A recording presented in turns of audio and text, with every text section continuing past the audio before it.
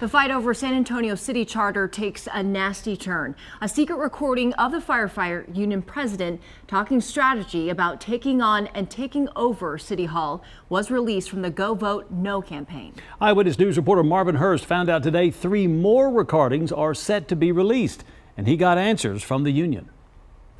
So Chris, are you going to answer the question? Because it looks like you're making a power grab for City Hall. How is that? That's what was released in the leak. San Antonio Firefighter Union President Chris Steele refused to answer questions about a secret recording revealing union strategy to change city charters and elect a new mayor for San Antonio in 2019.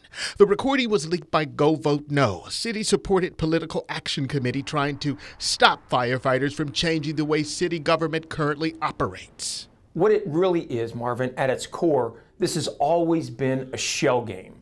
Steele has not denied the 49-second audio clip, mostly about leveraging negotiating power, is his voice. So it's really a campaign tactic, but it's also a lobbying tactic to get city council to back up in 3 things. It's a power grab for the union. The third thing is set it up to where May of 2019, we could put our own guy in the mayor's office, which would be Greg Brockhouse in the mayor's office.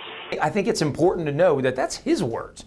That is, he is lining out exactly what he wants behind this campaign, and it has nothing to do with the real people or the future of the city. It is a self-interested campaign. Councilman Greg Brockhouse says there is no breaking news in the recording. These propositions, the amendments, this is about giving the public a right to vote.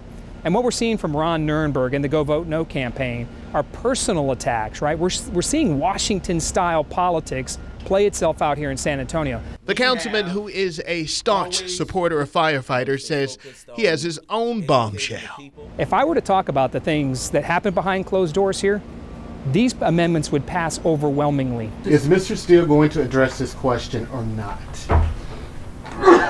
Because if he's not, we're wasting our time. So to kind of wrap it up, what we're doing is, this is about elections. This is about November 6th. We're going to stay focused on that.